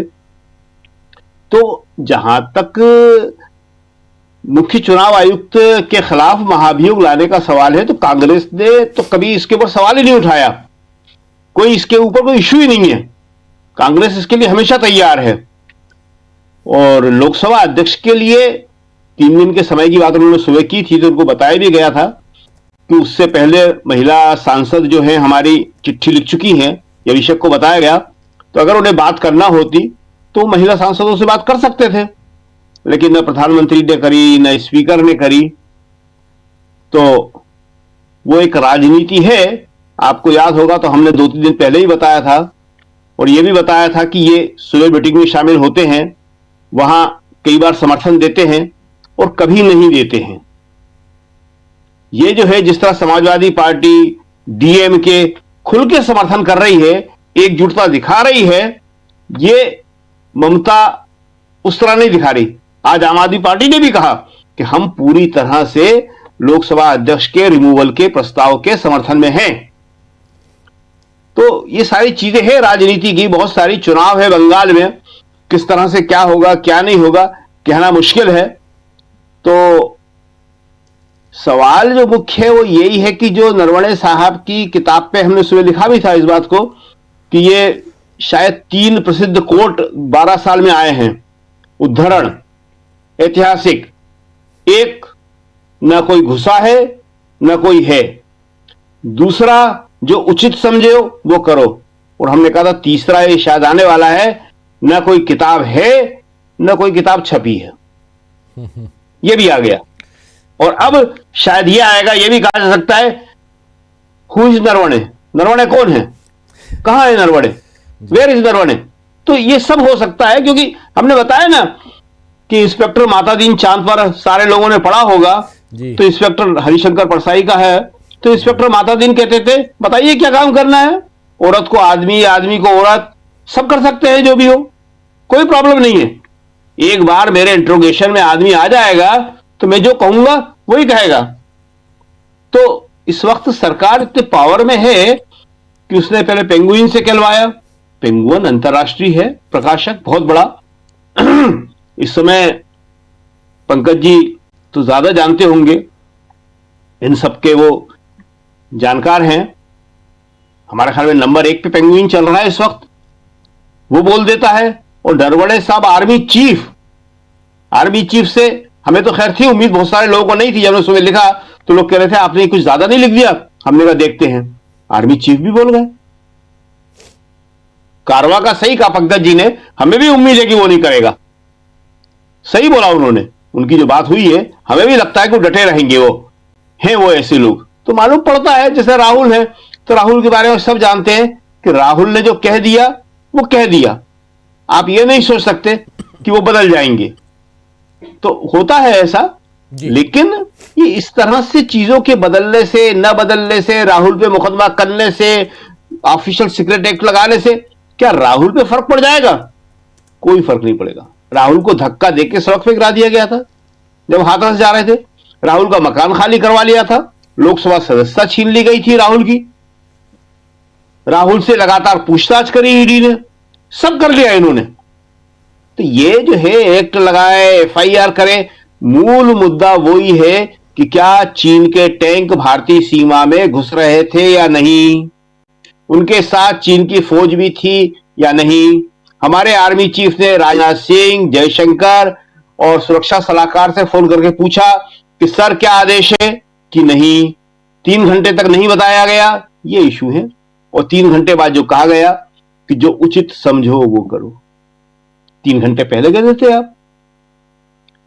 सेना दुविधा में नहीं रहती, सेना को कभी दुविधा में नहीं रखा जाता है, पहले कह देते आप। मूल मुद्दा यही है, किताब है या नहीं है। नहीं होगी किताब, किताब का अस्तित्व ही नहीं है। हम कहते हैं नरवणे साहब का भी कोई अस्तित्व नहीं है। अस्तित्व चीन का है, चीन के टैंकों का है, भारतीय सीमा में घुसने का है। कैलाश रिच पे थे वो कि नहीं थे? या अमेरिका का जो सवाल है कि अमेरिका से क्या क्या चीजें आएंगी, अखिलेश ने बड़ा साफ कहा है ये सारी बातें कि वहां से अमेरिका जो भी पहुंचाएगा 0% टेरिफ। और टेरिफ कितना लगता था? 50% से लेकर 150% तक। कुछ चीजों पे 150% था, कुछ नहीं। और हम पहले कितना देते थे? 3%। हमारा सामान जो विदेश में अमेरिका में जाता था 3%, उसको 18%। वो कह रहे कम हो गया, वो 3 से 18 6 गुना ज्यादा, 6 टाइम। और कह रहे कम हो गया। क्यों कम हो गया? कि उसने धमकी दी थी कि 50 कर देंगे। धमकी तो उसने 100 की भी दी थी, 100% की भी दी थी, फिर 25 कर दिया। तो ये सारे इश्यू जो है ये सबसे ज्यादा इंपॉर्टेंट हैं। ये इंपॉर्टेंट नहीं है कि किताब है या किताब नहीं है, या नरवणे साहब का अभी आज ये बयान आया है, कल हमारे ख्याल में कुछ और भी आ सकता है। कि हो सकता है कहा जाए कि किताब एआई ने लिख दी थी, वो किसी भूत ने लिख दी थी वो किताब, कहीं है ही नहीं, उसका अस्तित्व नहीं है। इसका कोई महत्व नहीं है किताब का अस्तित्व है या नहीं है। कारवार में छपा था, उसकी कॉपी है। किताब जो है वो राहुल के पास में है और भी बहुत सारे लोगों के पास है, उसका वो है। और फिर आज इतने दिन हो गए, राष्ट्रीय सुरक्षा का सवाल है। अगर मामला गलत होता तो पहले दिन ही प्रधानमंत्री मोदी को, या राजनाथ सिंह तो वहीं बैठे हुए थे, उनको वहीं कहना चाहिए था। प्रधानमंत्री बैठे हुए थे पहले तो शुरू में, वहीं कहना था कि गलत बात, मैंने ऐसा नहीं कहा, जो उचित समझो करो। मैंने ये कहा था, या ये कहना चाहिए था कि कोई चीन का टैंक नहीं घुसा है। गलवान में तो आपने कह दिया ना, कह देते कि कोई चीन का टैंक नहीं दिखा था, कुछ नहीं था, वो चीनी खिलौने थे। वो बहुत खिलौने बनाता है चीनी, पूरा बाजार भरा पड़ा है चीनी खिलौनों से। लेकिन मुद्दा यही है कि राष्ट्रीय सुरक्षा के साथ समझौता, राष्ट्रीय हितों के साथ समझौता, पूरा बाजार खोल देना, भारत के कृषि और डेयरी उद्योग को खत्म कर देना, और जीएम क्रॉप्स, जेनेटिक मॉडिफाइड, ये जब आएंगी इससे हम कैसे निपटेंगे? ये पूरा का पूरा डीएनए चेंज कर देती हैं। ये सारे प्रयोग भारत में होंगे कि किसका क्या असर होगा। उस फसल को अमेरिका अपने यहां नहीं रखेगा। जो भी जेनेटिक मॉडिफाइड करेगा वो प्रयोग के लिए कि भारत के लोगों पर इसका क्या असर होता है, खाएं और देखें। हमारे यहां इसकी अनुमति नहीं मिली है। जब प्रयोग हो रहे थे बैंगन के ऊपर, ब्रिंजल के ऊपर, तब बीजेपी ने देश भर में कैसा आंदोलन किया था। देश भर में चिल्लाते फिर रहे थे कांग्रेस क्या कर रही है। कांग्रेस ने उसको अनुमति नहीं दी थी। प्रयोगशाला के स्तर पे कृषि वैज्ञानिक प्रयोग करके देख रहे थे जीएम ब्रिंजल का, लेकिन पूरे भारत में बीजेपी ने, आरएसएस ने शोर मचा दिया था और उसको सरकार ने अनुमति नहीं दी तो नहीं दी। सिर्फ बीटी कॉटन जो है, जीएम कॉटन जो है, वो हमारे यहां होती है पैदा, और उसका भी कोई बहुत अच्छा और सफल किस्म का प्रयोग नहीं रहा है। तो जीएम क्रॉप्स आएंगी तो क्या होगा। और मोदी जी अभी तक एक शब्द नहीं बोले हैं कि ये जो समझौता हुआ है, जो डील हुई है, फैक्ट शीट वहां से शो रही है, इसमें क्या है क्या नहीं है। जी जल्दी से पंकज जी आपके पास। पंकज जी, कैसे देखा जाए, इधर कई सारे प्रेशर हैं और आपको भी लगता है क्या कि भाजपा के अंदर भी कहीं ना कहीं अब वो एकता नजर नहीं आती जो पहले थी, और यहाँ क्या ओम बिरला खुद शिकार हो गए? आवाज नहीं आ रही। पूरा भारत में पिछले साल हम अमेरिका के इशारे के ऊपर जेनेटिक मॉडिफाइड बीज वाले एक मसले में आगे बढ़ चुके हैं। हमने एक नया शब्द इजाद किया, जेनेटिक इंजीनियर्ड, और जेनेटिक इंजीनियर्ड प्रोडक्ट कुछ हम लेके आ गए हैं। उसको कह रहे हैं ये जीएम से अलग है। जेनेटिक फसल की सबसे बड़ी प्रॉब्लम ये है कि उसके कोई सीड नहीं होते हैं, आपको बीज भी फिर खरीदना पड़ेगा। जबकि भारतीय कृषि की खासियत है कि जो सबसे अच्छी उत्पाद का हिस्सा होता है उसको किसान बीज के रूप में रख लेता है।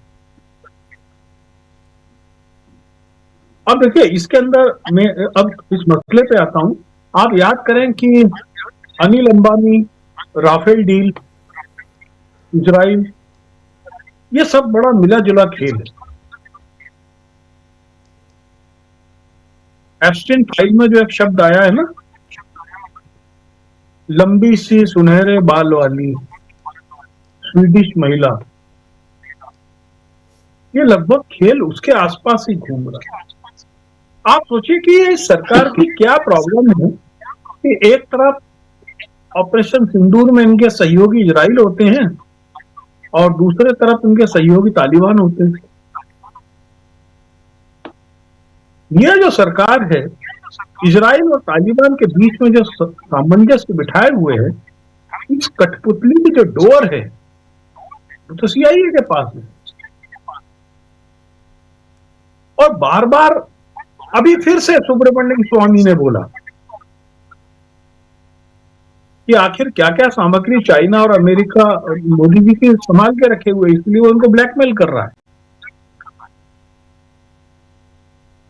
जो शब्द पहली बार बोला गया कि he is the compromise prime minister, ये देश के किसी प्राइम मिनिस्टर के लिए नहीं कहा गया और उसकी अभी तक कोई सफाई नहीं आई। ट्रंप ने युद्ध विराम कराया, इसकी भी कोई स्पष्टीकरण तथ्य रूप से नहीं आया है।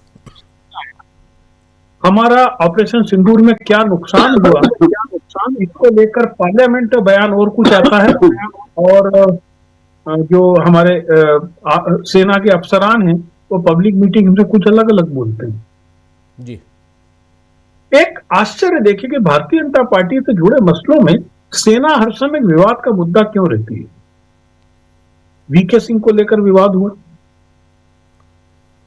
उम्र को लेकर पूरा इंडियन एक्सप्रेस ने स्टोरी की किस प्रकार से राजपूताना राइफल की पूरी बटालियन को मूव कराना चाहते थे। यहाँ पर बहुत सारी चर्चाएं कि उनके घर से किस प्रकार से पैरेलल एक कम्युनिकेशन का एक सेंटर चल रहा था। बाद में वही वीके सिंह बीजेपी में चले जाते। पहले सीडीएस विपिन रावत बनाए गए। विपिन रावत की दुर्भाग्यपूर्ण तरीके से मौत हो गई और उसकी मौत को इतनी जल्दी अंडर कारपेट किया गया उन सब जांच को लेकर, ये दुनिया के सामने है। नरवणे को लेकर हुआ, मुझे ध्यान है कि एक हरियाणा से एक और चीफ ऑफ द इस आर्मी, ये थल सेना के प्रमुख थे, उनको लेकर भी एक विवाद हुआ था। नौसेना प्रमुख को लेकर, भागवत को लेकर इनका विवाद हुआ ही है। आखिर इनका आर्मी के साथ विवाद क्यों होते हैं? क्या ये भारतीय फौज से बेहतर आरएसएस की फौज को चाहते हैं, या आरएसएस को ट्रेसपास कराना चाहते हैं आर्मी के अंदर?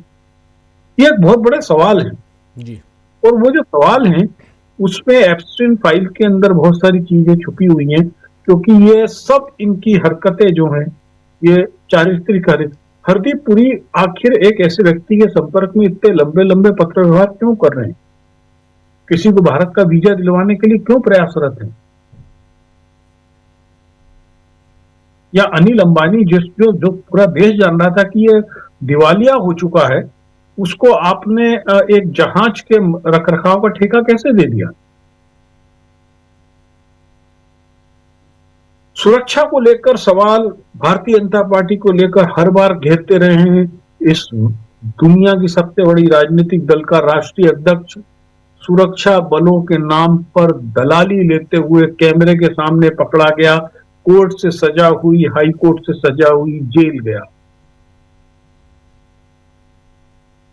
और आज की तारीख तक बोफोर्स से अन्य किसी मामले को ये कहीं प्रूव नहीं कर पाए। जी। एक्चुअल चरित्र और शक्ति ये इन लोगों की बहुत कमजोर